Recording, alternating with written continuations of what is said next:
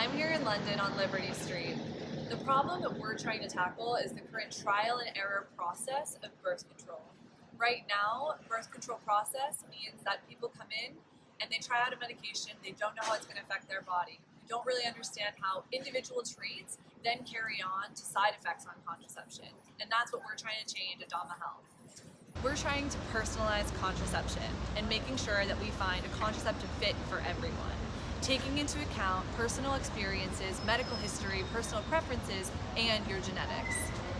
From my experience working in gynecology when I worked in Boston, I saw firsthand clinic consultations with patients who really did not know what kind of birth control they wanted to be on and how it was stressful and frustrating for both them and the provider figuring out which option would be the right one for them that caused them the fewest side effects. What's the status quo? So the current status quo for being prescribed contraception here in the UK is about a 10 to 15 minute consultation with a provider. And it doesn't always have the opportunity to take into account all the factors that you would want to before you take this contraception. We also don't do any sort of genetic testing or blood testing before you're prescribed any sort of contraception to understand how it fits and matches to your body. So we hope to change the current status quo by personalizing contraception. And how we're trying to do that is through a digital tool that can match folks with the contraceptive method that's best suited to them.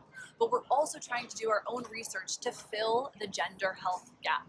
We're currently conducting a research study in the UK looking for 500 women and people assigned female at birth to participate in our study. Why hasn't this been done before?